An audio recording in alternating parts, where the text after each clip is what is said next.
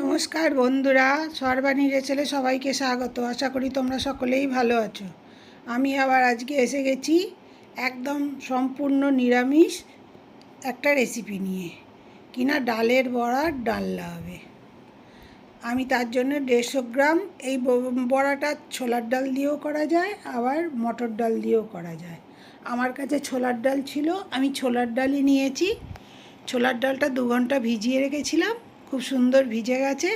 এবার আমি ওটা মিক্সিতে ভালো করে বেটে নেব। যারা শিলে বাটে শিলেও বাটতে পারে। এবার মিক্সিতে ভালো করে মিহি করে পেস্ট করে নেব। তার মধ্যে আমি 1 ইঞ্চি আদা কুচো করে দিয়ে দিচ্ছি।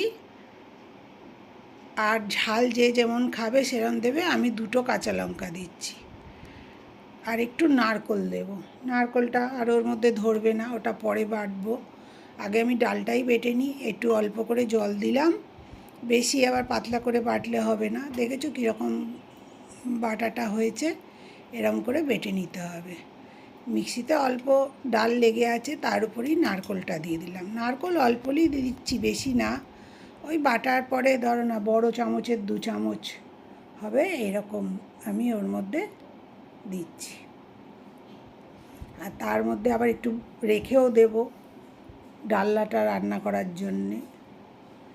এই নারকেল বাটাটা দিয়ে, নারকেল বাটাটা যদি দেওয়া যায় খুব সুন্দর লাগে খেতে।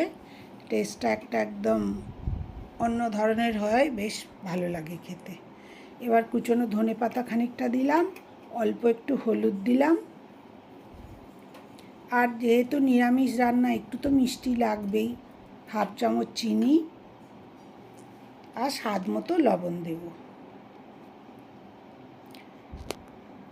দিয়ে ভালো করে ডালটাকে মাখতে হবে, একটু হাতে করে ফেটিয়ে নিতে হবে, যাতে বড়াগুলো বেশ নরম হয়। রান্না করলে ঝোল ওর ভেতরে ঢুকে যায়, তবে তো খেতে ভালো লাগবে।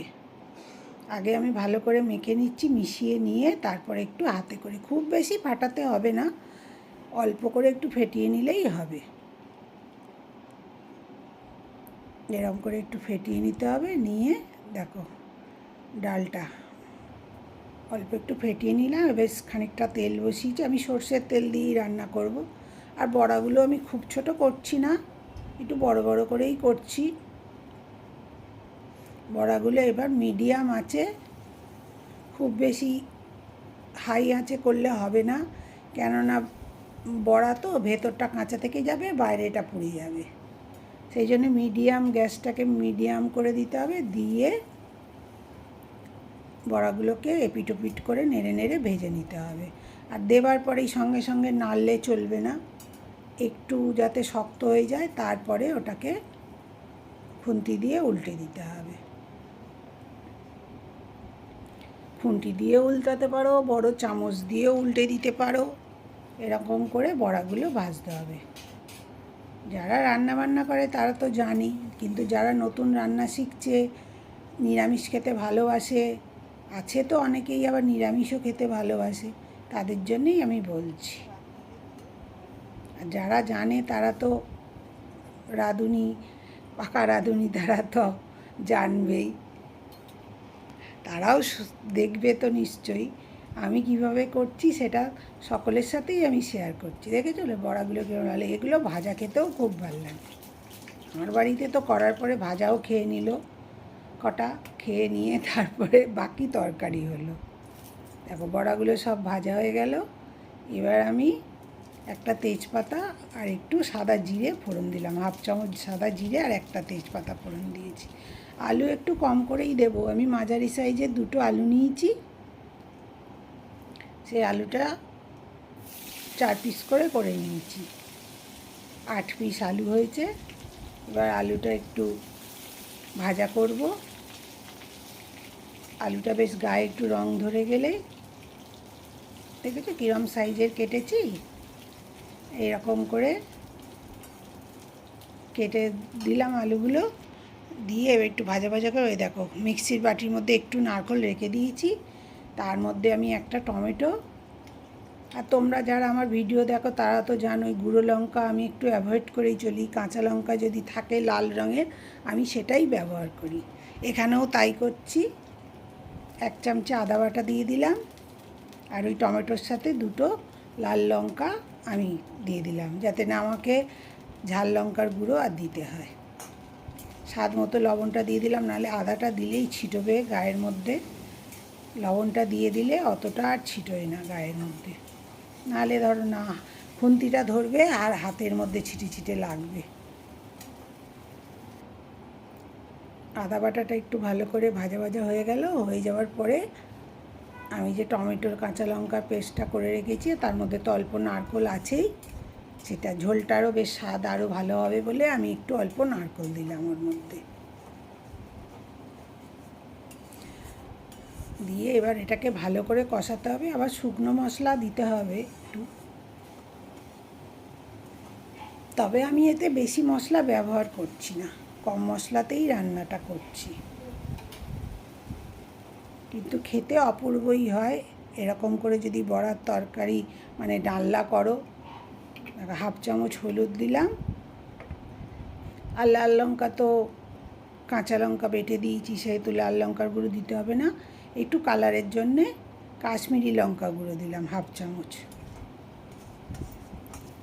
দিয়ে। এবার এর মধ্যেও একটু মিষ্টি দিতে হবে।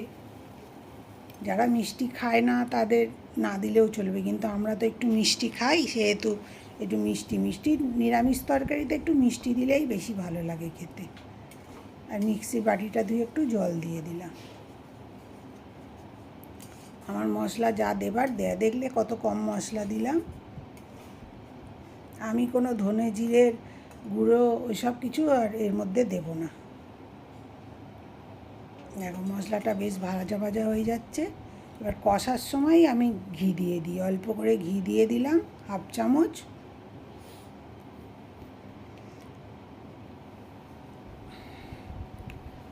আর অল্প গরম মশলা দিয়ে দিলাম। এই রকম সময় দিয়ে দিলে সব বেশ সাথে ভালো মতো বেশ মিশে যায়, খেতেও বেশ ভালো লাগে কষার সময়।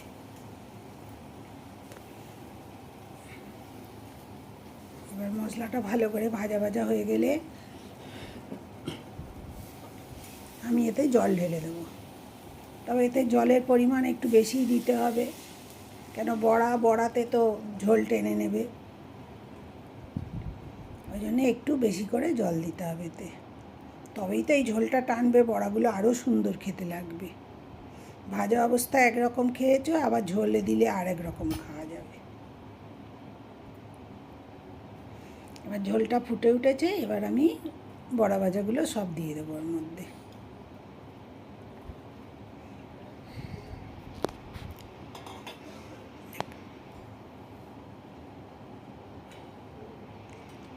আমার চ্যানেলে যদি নতুন বন্ধু এসে থাকো, প্লিজ আমার চ্যানেলটা সাবস্ক্রাইব করে দিয়ে আমার পাশে থেকো, আর সকল বন্ধু আমার সাথে থেকো। আর চ্যানেলটা সাবস্ক্রাইব করবার পরে পাশে বেল আইকনটা টিপে দিও, যাতে আমি কোনো নতুন ভিডিও দিলে তোমাদের কাছে নোটিফিকেশান চলে যায়। আর ফেসবুক থেকে দেখলে একটু লাইক ফলো করো, আর সবাই আমার সাথে থেকো, তাহলে আমার ভালো লাগবে। দেখো, বড়া দেওয়ার পরে বেশিক্ষণ আর ফোটাতে লাগবে না, 2 মিনিট ফুটিয়ে নিয়েই এটা একবার ঢাকা দিয়ে রেখে দিলেই, দেখেছো কত ঝোল টেনে নিয়েছে আর কত সুন্দর দেখতে হয়েছে।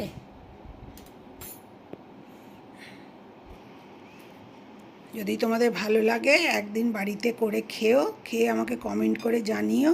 দেখেছো বড়াগুলোর ভেতরটা কতটা ফাঁপা হয়েছে, তো সুন্দর হয়েছে। যে তোমাদের কেমন লাগলো আমার পদ্ধতিতে এরম বড়ার ডালনা করতে।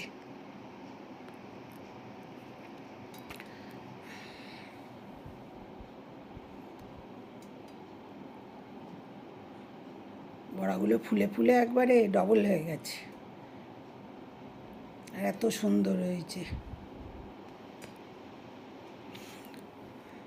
আমার ভিডিও দেখার জন্যে তোমাদের সকলকে ধন্যবাদ। সকলে ভালো থেকো। আবার কোনো নতুন ভিডিও নিয়ে তোমাদের কাছে আবার হাজির হয়ে যাব, তখন তোমাদের সাথে আবার আমার কথা হবে।